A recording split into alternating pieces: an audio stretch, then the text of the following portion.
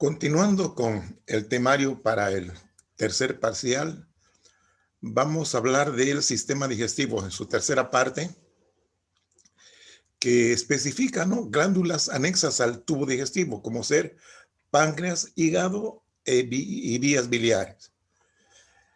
Bien, el páncreas es un órgano glandular alargado que está cubierto por delante, obviamente, por el estómago. Está situado en la parte superior del abdomen, entre el vaso y el duodeno. El producto uno de los productos del páncreas es el jugo pancreático, secretado por un conducto propio, que es el conducto pancreático, obviamente, hasta una zona de la segunda porción del duodeno llamada ampolla de Vater. Justamente acá en esta estructura, la ampolla de Vater, también desemboca el colédoco, que viene desde el hígado uniéndose con el cístico, ¿sí? Entonces, por acá proviene la bilis, ¿ya? Y también se secreta hacia el duodeno. Eso es para cumplir la función de la digestión. Bueno, el jugo pancreático contiene fermentos de desdoblamiento, vale decir enzimas, para las grasas, proteínas e hidratos de carbono, como el azúcar, ¿no? Y aparte de esta secreción externa o exócrina, llamémoslo así, una función exócrina, también tiene una función endocrina, gracias a grupos de unas células especiales que se llaman los islotes de Langerhans, cuya principal hormona que produce es la insulina, que es de enorme importancia para el metabolismo de los azúcares, principalmente de la glucosa. Cuando no hay este producto, esta hormona, entonces no pueden degradarse totalmente los hidratos de carbono, conociéndose una situación que se llama la diabetes, ¿no? Bien, entonces acá tenemos el páncreas. Acá se ha cortado, miren ustedes, todo el estómago. Aquí está el vaso, este es la sed duodenal, el duodeno. Órgano alargado, dijimos, glandular, que tiene una serie de estructuras a nivel microscópico, ¿no? Pero acá se puede ver un conducto, es el conducto pancreático principal. Miren, ahí está, que termina a nivel de una dilatación que se llama la ampolla de Vater. La ampolla de Vater, ¿sí? Normalmente también existe un conducto accesorio. Este es el conducto pancreático accesorio, antiguamente llamado de Wirsum. Entonces, esto es lo que estamos viendo. Aquí está el duodeno parcialmente abierto, donde se pueden ver los pliegues, ¿no? Las válvulas conniventes que se llaman. Bien. Entonces, acá vemos nuevamente una situación parecida a la anterior. Aquí está un poquito más completa, ¿no? Aquí está la vesícula, el conducto cístico, que se nota que se une al hepático común. Aquí viene de los dos lóbulos hepáticos, viene el hepático derecho, el izquierdo, el hepático común. Aquí confluyen para formar el colédoco. Ahí estamos viendo por detrás viene el colédoco y termina en esta zona que es la ampolla de Vater. La ampolla de Vater. Entonces, por acá llega la bilis y por acá llega el jugo pancreático, ¿no? Este es el conducto principal y este es el accesorio. ¿Ah? Perdón, este conducto pancreático principal antiguamente sí se llamaba el de Wirsum, sí. El accesorio se llamaba de Santorini. Perdón, modifiquen eso, por favor. Aquí les aclaro la cosa, ¿sí? Entonces vemos que el páncreas presenta una serie de lobulaciones. Miren estas lobulaciones. ¿Ah? Que vamos a ver que al microscopio sí adquieren cierta importancia. Bueno, aquí estamos viendo las estructuras histológicas del páncreas, ¿sí? Ahí vemos. Entonces, este es el colédoco y este es el pancreático, ¿no es cierto? Bueno, acá tenemos las estructuras del estroma o del parénquima pancreático. Los elementos más abundantes, más numerosos, son los acinos. Ahí están, los acinos. Son adenómeros acinosos, ¿verdad? Entonces, estos adenómeros son los que producen el jugo pancreático, ¿no es cierto? Una sustancia muy rica en enzimas.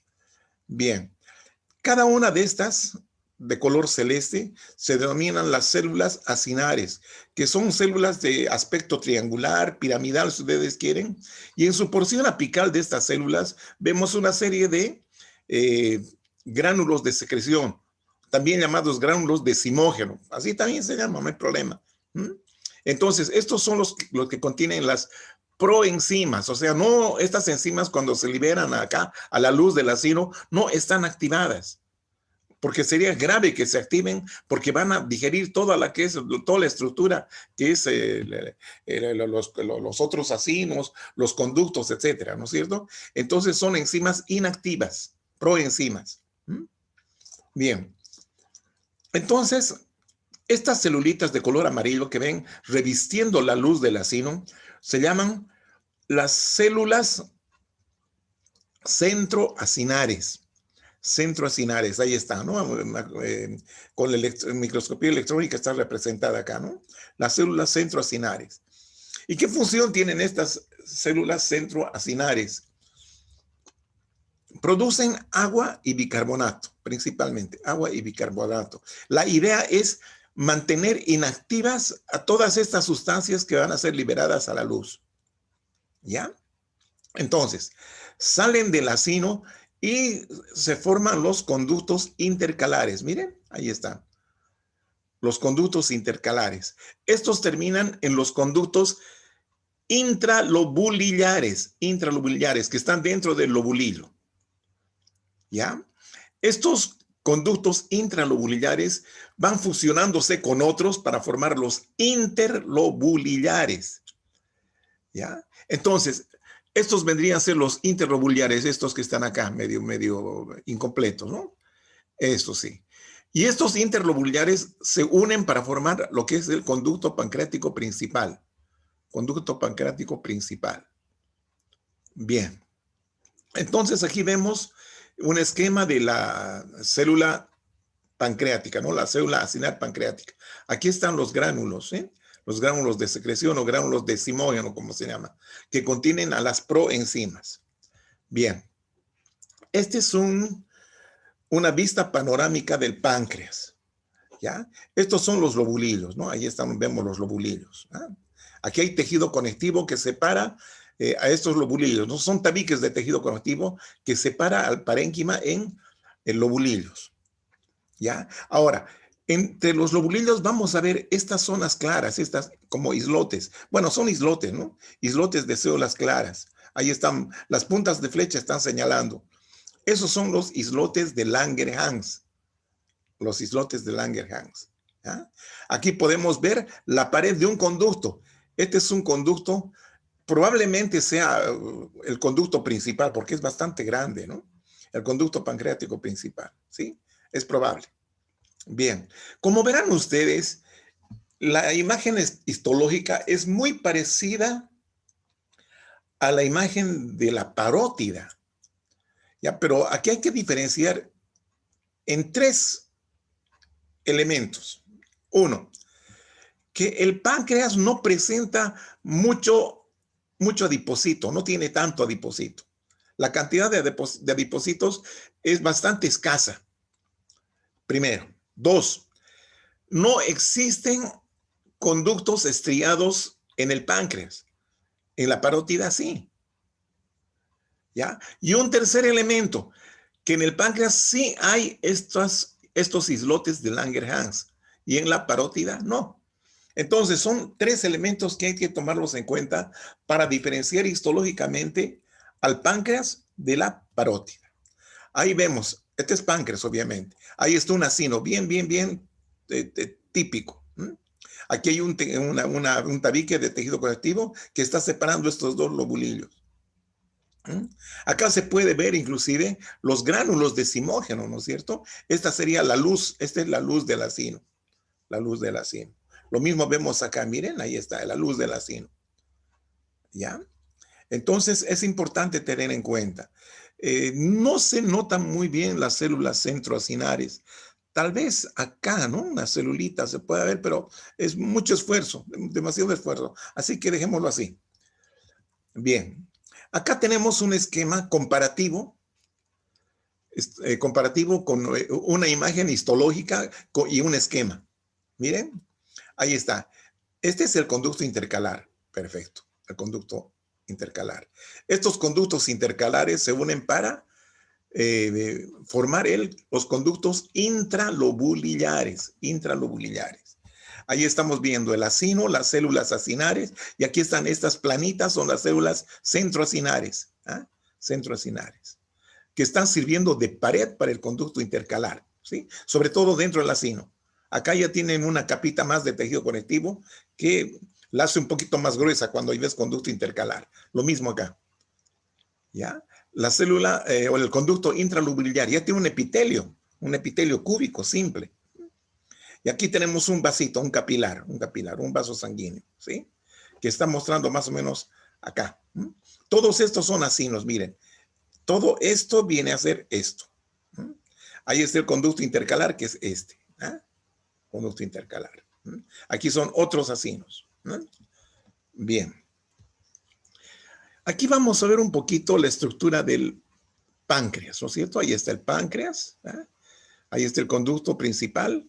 ¿Ah? Y acá viene el colédoco. Este es el duodeno y esta zona se llama ampolla de Vater, vesícula biliar, ¿no? Entonces, vean ustedes el sistema de conductos. Estos son los acinos. Estos son los conductos intercalares que forman los intralobulillares. Los intralobulillares, estos serían estos, los que están dentro del lobulillo. Los intralobulillares se unen para formar los interlobulillares, que son más gruesos. Interlobulillares. Y los interlobulillares van a terminar en el conducto principal, en el conducto pancreático principal. Ahí estamos viendo otra vez, ¿no? Que hay tres acinitos que están unidos para formar la primera porción, ¿no es cierto?, del conducto, que es el conducto intercalar. Estas son las células centroacinares. Esta es la luz que la comparten estos tres acinos. Ahí están los gránulos de Simogen. Y acá podemos ver varios acinos y acá están rodeando a una estructura, ¿no es cierto?, que es el páncreas endocrino. El páncreas endocrino. Entonces, estas son los islotes de Langerhans. Islotes de Langerhans. Ya vamos a hablar de ello un poco más luego. Ahí estamos viendo, ¿sí? Cantidad de acinos que vemos por acá, ¿no? Acinos serosos. Acinos serosos. Y acá vemos un islote de Langerhans. Bien circunscrito. Ya el tipo de células es diferente, ¿no es cierto? Acá no hay acinos, sino más bien son un tipo de masas separadas, sí, por tejido conectivo también, pero bien compacto, ¿no es cierto? Es el islote de Langerhans, que corresponde al páncreas endocrino. En cambio, los acinos corresponden al páncreas exócrino. Exócrino, así es. Ahí vemos con mayor detalle. Los acinos por este lado, los acinos, y acá tenemos el islote de Langerhans. El islote de Langerhans. Continuamos. Bien, otra vez con este esquemita, ¿no? ¿Qué encontramos en el islote de Langerhans? ¿Ah? Encontramos una variedad de células. Acá hay un capilar, un vasito sanguíneo, aquí otro vasito sanguíneo, otro vaso sanguíneo con glóbulos rojos en su interior. ¿Sí? Con glóbulos rojos en su interior. Bueno, entonces vamos a ver que existen hasta 4 tipos de células, tal vez más, sí, seguro que sí. Las más importantes son las alfa y beta, ¿ya? Aquí están las células alfa, son un poquito más granulosas. Estas células alfa del islote producen el glucagón,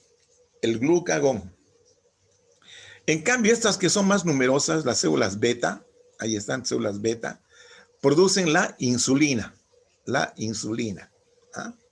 Y podemos ver otro tipo de células, que son las células delta, que producen somatostatina. Y hay otras células más que se llaman las células PP. PP porque producen polipéptidos pancreáticos, por eso se llaman PP. Polipéptidos pancreáticos. Bien, entonces, ¿cómo funciona la cosa? Aquí sobre todo la principal hormona que se libera es la insulina, dijimos, ¿no? Bueno, también el glucagón, son ambas, aunque tienen acciones contrapuestas, pero las dos están metabolizando el azúcar, ¿no? Los hidratos de carbono. Ahí tenemos, miren otra vez el páncreas, ¿ah? El páncreas con todas sus estructuras, la sed duodenal, y aquí vemos, ¿no? Un islote. Este es un islote de Langerhans. Un islote de Langerhans. Estos son acinos con sus intercalares. El intralobular está ahí. Bueno, no importa, ¿ya? Estos son vasitos sanguíneos. Hay un vasito sanguíneo, ¿ya? ¿Por qué es importante la presencia del vaso sanguíneo? Porque los productos del islote son liberados directamente a la circulación. Estos no necesitan conductos. Por eso se llaman endocrinos, ¿ya? Muy bien. Entonces, ¿qué es lo que vamos a ver? Una vez que uno con la dieta ingiere hidratos de carbono, principalmente el azúcar, ¿sí? Entonces, este azúcar, o sea, el azúcar que está circulando una vez que se ha absorbido, este azúcar se absorbe en forma de glucosa, y está circulando, ¿no es cierto? Y esa glucosa circulante tiene ciertos valores normales, obviamente, tiene sus valores normales. Entonces, este proceso, ¿no? Esta situación se llama la glicemia, o sea, la cantidad normal de glucosa circulando en la sangre, en el suero. Entonces, cuando uno, digamos, ingiere una copiosa cantidad de hidratos de carbono, estos inmediatamente estimulan a las células beta, ¿sí? Del páncreas, ¿sí? A que produzcan insulina, la insulina. ¿Ya? ¿Y qué es lo que hace la insulina? La insulina es como una llave que abre las puertas de unas células, principalmente de las fibras musculares esqueléticas, para que esta glucosa se introduce, ¿sí? Se introduzca, digamos, se penetre hacia el sarcosoma, ¿no es cierto? Porque la glucosa es un elemento que permite la producción de energía. Y vemos que el tejido muscular esquelético es bastante activo, por lo tanto necesita mucha energía. Lo mismo también va a ocurrir a nivel de los hepatocitos, ¿sí? De los hepatocitos. Permite el ingreso de la glucosa hacia el interior de los hepatocitos. Bueno, y aquí estamos viendo en el caso de la fibra muscular esquelética. Entonces, eso es lo que hace la insulina, ya la insulina.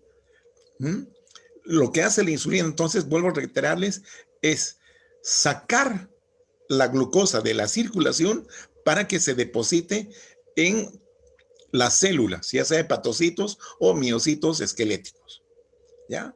Fibras musculares esqueléticas.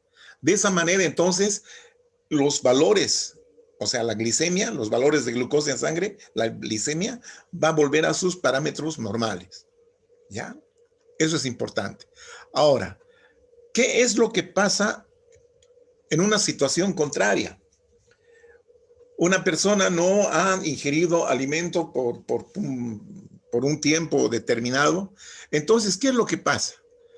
Que la glucosa se consume, ¿ya? Porque uno necesita energía para poder realizar las distintas actividades metabólicas, ¿no?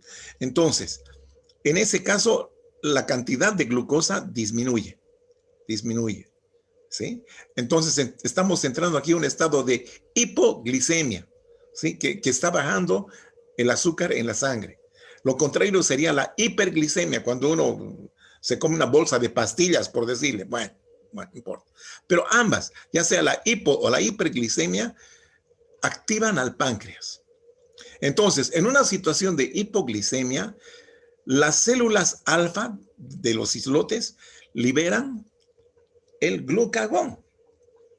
¿Y qué es lo que hace el glucagón?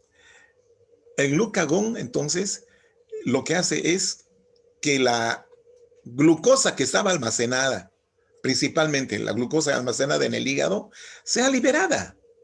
Entonces, aquí dice, el hígado libera el azúcar en la sangre para normalizar la glicemia. ¿ya? Para normalizar la glicemia. En caso de una hiperglicemia, la insulina, ¿qué es lo que hace?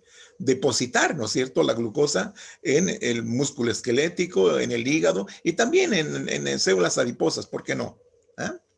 Entonces, esta es la forma como se mantiene la glicemia, ¿no es cierto? La glucosa normal, la glicemia normal también, podríamos llamar así. Bien, el hígado.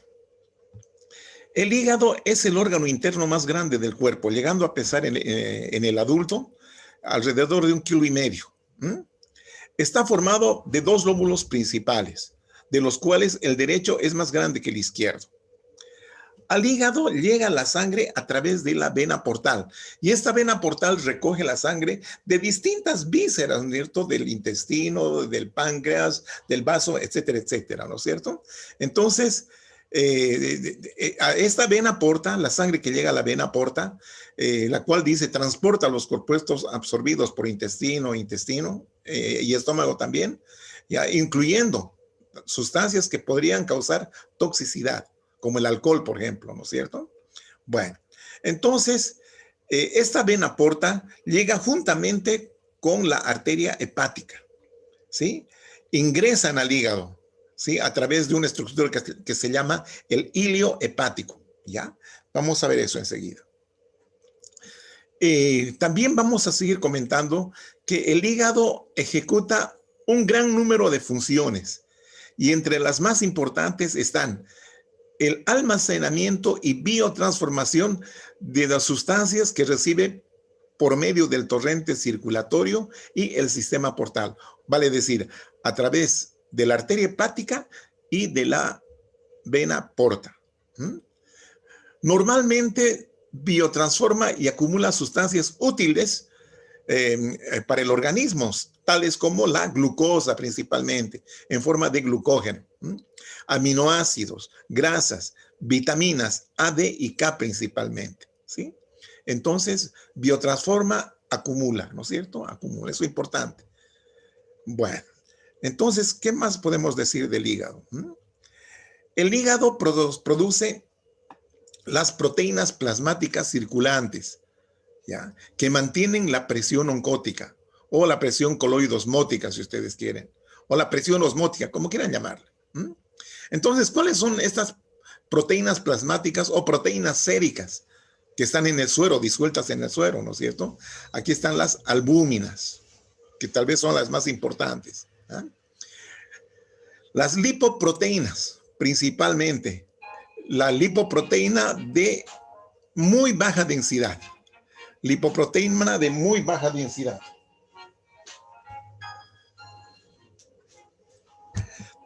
Bueno, también la lipoproteína de baja densidad y la lipoproteína de alta densidad, ¿sí? Bueno, otros elementos que van a ser sintetizados en el hígado son las glucoproteínas, proteínas ligadas a glucosa, ¿no es cierto? A la glucosa. También la protrombina y el fibrinógeno, que son muy importantes para la hemostasia o coagulación. Y globulinas no inmunes, quiere decir que estas globulinas no están producidas por los plasmocitos, sino producidas por los hepatocitos. Y estas son las alfa y beta. También los hepatocitos producen bilis, excretan bilis, ¿no? Por eso se llama función exócrina, ¿sí? Entonces, la bilis es sintetizada en el hepatocito, ¿ya? Bueno, entonces ahí tenemos un esquema donde está el lóbulo derecho, lóbulo izquierdo. Acá por detrás del lóbulo derecho está la vesícula biliar, ¿ya? Y sus ligamentos que conforman el esqueleto del hígado, ¿verdad? Bien, ahí tenemos entonces la histología. La histología. La unidad anatómica o la unidad histológica, si ustedes quieran, a nivel del hígado, es el lobulillo, que es una estructura tridimensional que es como un hexágono, ¿sí? Como un hexágono, que si las ponemos juntas va a parecer un panal de abejas. Un panal de abejas, se asemeja a un panal de abejas. Acá, ¿qué estamos viendo? Un lobulillo. Aquí también estamos viendo cortado el lobulillo, ¿sí? En los vértices de cada arista de este hexágono encontramos los espacios porta. Ahí están los espacios porta. Y estos espacios porta contienen 3 elementos, ¿no? Por eso se llaman las tríadas portales. Tríadas portales. Entonces, ¿cuáles son los elementos de estas tríadas portales o de la tríada portal? Es una rama de la vena porta, una rama de la arteria hepática y un conducto biliar. Rama de la vena porta, rama de la arteria hepática y un conducto biliar. ¿Ya? Entonces, estos elementos, sobre todo la vena y la arteria, perforan el borde de ese lobulillo e ingresan hacia el interior de este lobulillo, obviamente, ¿no es cierto? Y acá, ¿qué nos vamos a encontrar? Vamos a encontrar cordones de hepatocitos. Todos estos son hepatocitos, ¿sí? Que forman una especie de cordones como paredes. Y estos están separados por estos vasos. No son, bueno, son vasos, pero en realidad son capilares bastante amplios, que son los sinusoides hepáticos. Los sinusoides hepáticos. Y todos estos terminan en una vena un poco más grande que está en el centro y que se llama la vena central o vena centrolobulillar. Ahí vemos en esta partecita, solamente estamos viendo los sinusoides, en forma tridimensional. Y aquí vemos una serie de estructuritas que serían los canalículos biliares, que no se nota muy bien, pero vamos a intentar mostrarles una imagen mejor. Bien, ahí vamos a ver, ¿sí? Esta es una porción del lobulillo hepático. La vena central, este es el espacio porta donde está la tríada. La tríada portal. Aquí están los hepatocitos, los cordones hepatocitarios. Ahí estamos viendo, ¿sí? Esto entonces son los sinusoides. A estos sinusoides drenan la arteria hepática y la vena porta, ¿sí? Son ramitas perforantes que terminan en el sinusoide. ¿Por qué se llama sistema porta? Ya les había comentado, ¿no es cierto? La red primaria de capilares está en cada órgano que brinda su sangre al hígado, ¿no es cierto? Vale decir intestinos, estómago, páncreas, vaso, etc. Entonces, ahí está el primer lecho capilar. Van uniéndose estos para hacerse de mayor calibre, ¿no? Van convirtiéndose en venas de mayor calibre hasta formar la vena porta, que es la que ingresa al hígado. Una vez que ingresa en el hígado, hemos visto que se ramifica y llega hasta los espacios porta y de acá otra vez se capilariza, ¿eh? Capilariza. ¿Ah? Estas redes de capilares sinusoidales que se llaman. Ahí está la luz. Bueno. Entonces aquí están las células endoteliales, que es un endotelio fenestrado con muchas aberturas, miren, están separados por aberturas las células endoteliales. Y también encontramos estas células macrofágicas, que son las células de Kupffer. Bien, y también podemos encontrar estas células, ¿no es cierto? Que son las células perisinusoidales, porque están en el espacio entre el endotelio y la membrana celular del hepatocito. Ese se llama el espacio perisinusoidal o espacio de Dice. Y entonces aquí se encuentran estas células, ¿no? Que son las células estrelladas, o también antiguamente llamadas células de Ito, así, ITO. Bien, entonces vamos adelante. Ahí vemos, ¿sí? El hígado, acá vemos los lobulillos clásicos, ¿no es cierto?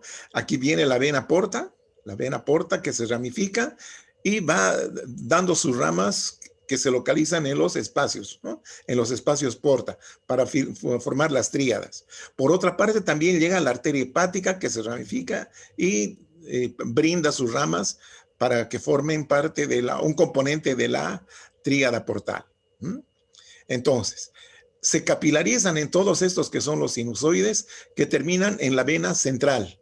Ahí están las venas centrales. Las venas centrales. Estas venas centrales ya van aumentando de calibre para luego formar las venas sublobuliares. Las sublobuliares. Y así se van haciendo cada vez de mayor calibre, ¿no? Acá vamos a ver un poquito con mayor detalle. Miren ustedes. La tríada portal. Vena, arteria y conducto biliar.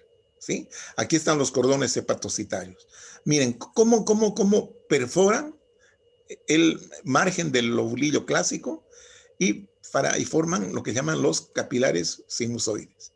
Los capilares sinusoides. Ya, aquí está la arteria hepática, también perfora y su ramita generalmente termina en el sinusoide.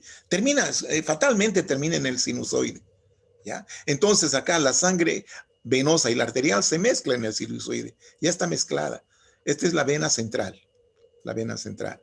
Y por otro lado tenemos en sentido retrógrado que viene la bilis, miren, a través de los canalículos biliares y termina en el conducto de la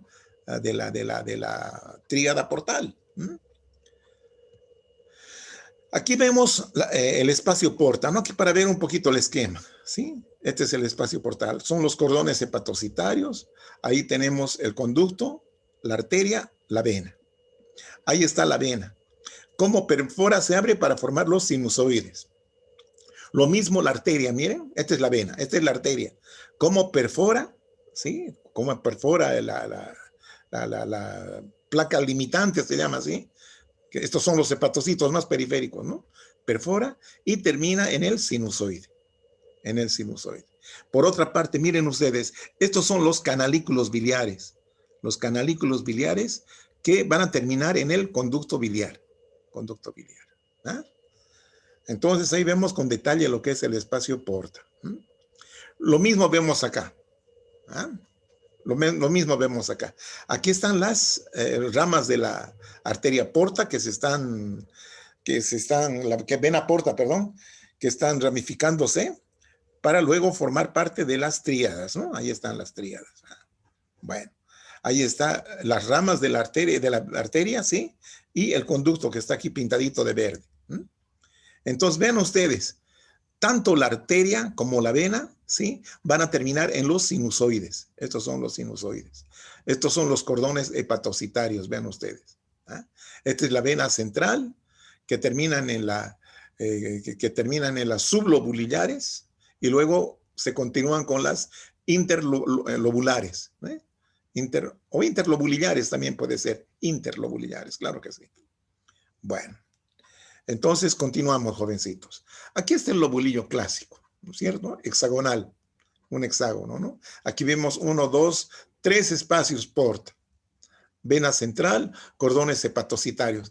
Ahora, fíjense ustedes, esta diapositiva las preparé para que ustedes vean ese cambio de color de la sangre. Miren, todos son estos los sinusoides. Periféricamente la sangre es más roja, ¿verdad? Quiere decir que tiene más oxigenación. Y a medida que se acerca hacia el centro, van disminuyendo el oxígeno y la concentración de dióxido de carbono es mayor. Por eso es de color más azul.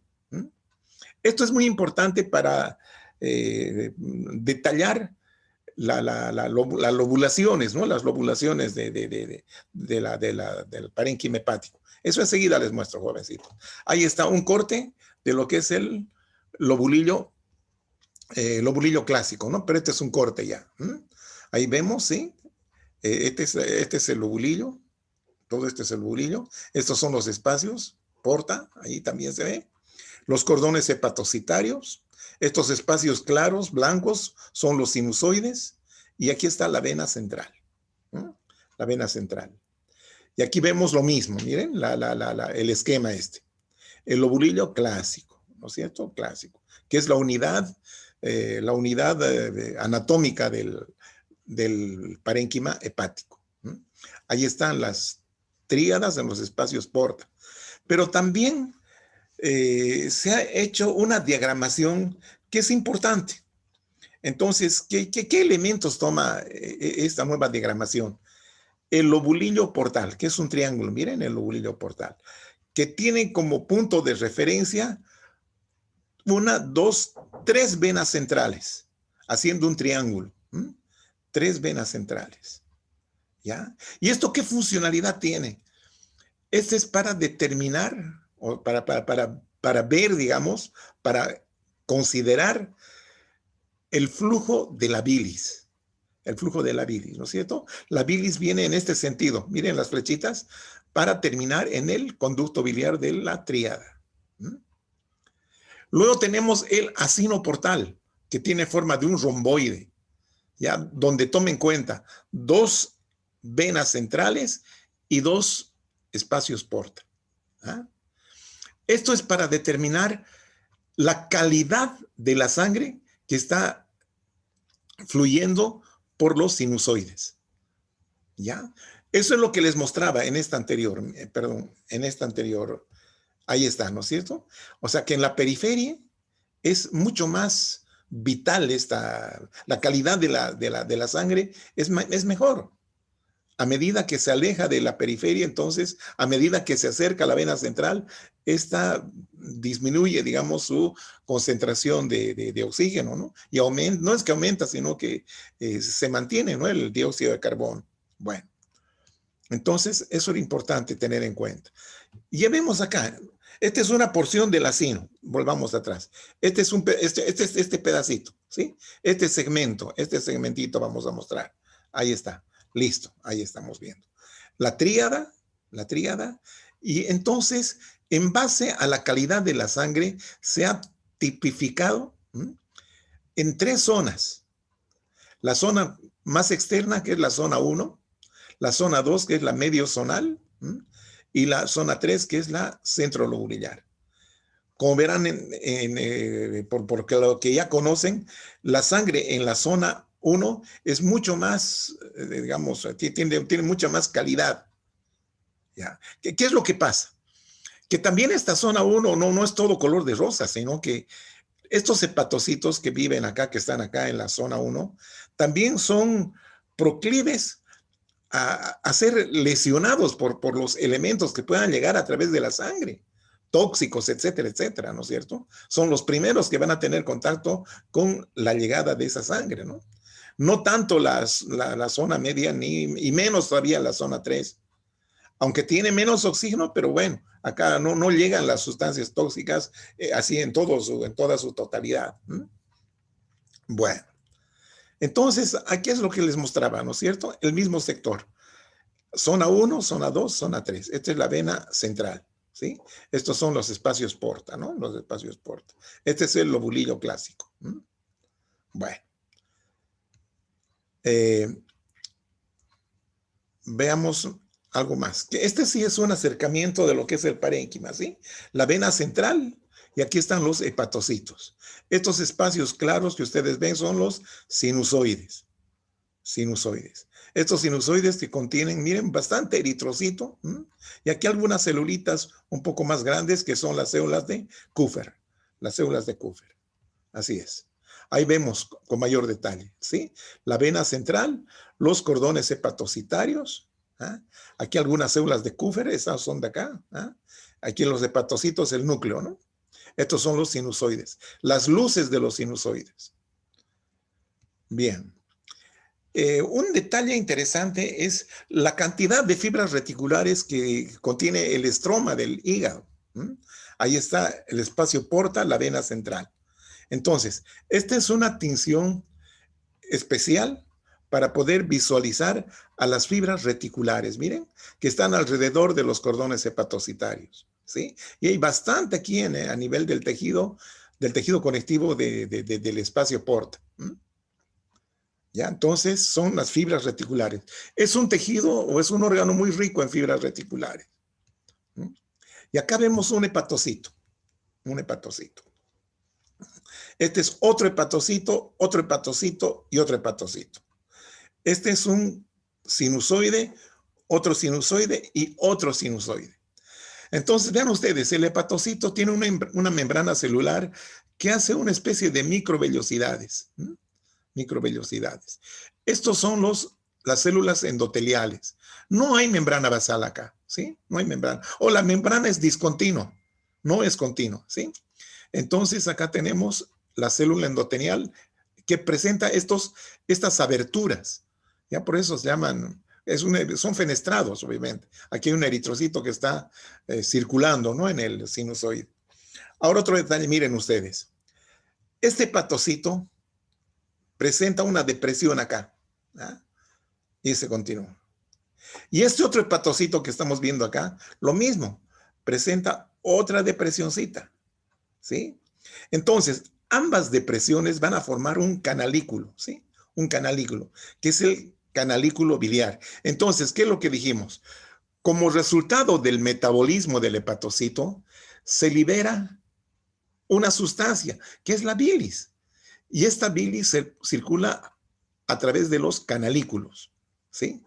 Circula a través de los canalículos. Acá tenemos otro canalículo y aquí otro canalículo. ¿Mm? Bien, ahí tenemos otro detalle. Mira, ahí estamos viendo. 1, 2, 3 hepatocitos. Sus núcleos, nucleolos, citoplasma, etcétera, etcétera. Acá vemos que la membrana celular se deprime para formar una especie de canalito, ¿verdad? Un canalito. Y la otra parte del canalito la completa el otro hepatocito, formando un verdadero conductito, ¿no? Un canalículo, ¿ya? Por donde circula la bilis. Ahí está la célula endotelial que es fenestrada, aquí está muy junta, pero normalmente son más abiertas, ¿no? Ahí está la célula de Kupffer y este es el espacio perisinusoidal o espacio de Dice.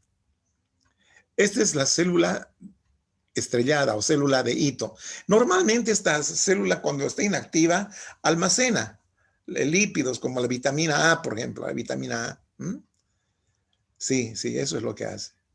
El espacio perisinusoidal que les decía, donde hay matriz con bastantes fibras colágenas y también fibras reticulares, ¿no? O que son colágenas tipo 3, ¿no? Las reticulares. Bueno. Y acá vemos, jóvenes, los canalículos que les decía. Miren, ahí está, en medio de los hepatocitos. Acá se los ve a transluz. Miren, ahí están. Estos son los canalículos. Estos son los sinusoides. Estos son los cordones hepatocitarios. Entonces, acá ya estamos viendo a las vías biliares intrahepáticas. Miren así. Ahí estamos viendo. Los sinusoides. Sinusoides. Hepatocitos. ¿Ya? Entonces, todos estos canalículos, perdón, aquí volvamos acá, estos canalículos van a terminar, bueno, van a continuar con el conducto biliar de la tríada. Y estos conductos biliares de la tríada cada vez se hacen más gruesos, ¿no? Para formar los conductos intrahepáticos. ¿Ya? Los conductos intrahepáticos que se hacen cada vez más gruesos y se continúan con los conductos, conducto biliar, ¿sí? El derecho y el izquierdo. Conducto biliar derecho e izquierdo. Estos dos se unen o se fusionan para formar el hepático común, por una parte. Por otro lado está la vesícula biliar, cuya función es almacenar y concentrar la bilis. No produce bilis, no se fabrica bilis en la vesícula, no, simplemente se almacena y se concentra. Entonces, esta es la vesícula, este es el fondo, el cuerpo y el cuello, ¿ya? Y esta se continúa con el conducto cístico. El cístico y el hepático común se fusionan para formar el colédoco, ¿ah? El colédoco. ¿Ah? Este colédoco termina juntamente con el principal, con el pancreático principal, en una estructura que es la ampolla de Vater. La ampolla de Vater. Y en esta ampolla de Vater, en la desembocadura de estos conductos, hay un esfínter, ¿no es cierto?, que se llama el esfínter de Oddi. ¿Ah?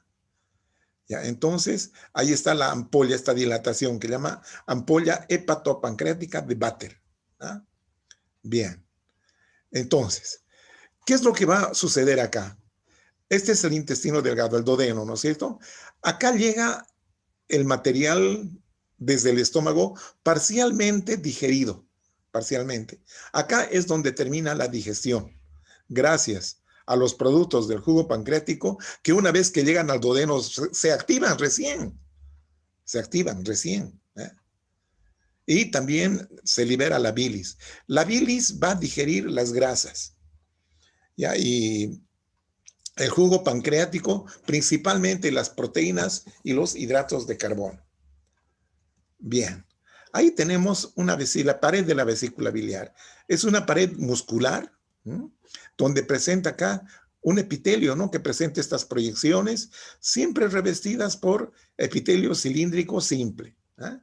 Aquí está la lámina propia, donde vemos algunas glandulitas, ¿no? Glandulitas mucosas. Como se fijarán ustedes, en la pared vesicular, en la pared de la vesícula, no hay submucosa. No hay submucosa. No hay muscular de la mucosa tampoco. No hay. Directamente está la muscular propia, ¿no? La muscular externa, la interna vemos ahí, ¿no es cierto? Acá vasos a nivel de la serosa. Bien, eso es importante tener en cuenta. Ahí vemos, ¿no? La mucosa vesicular.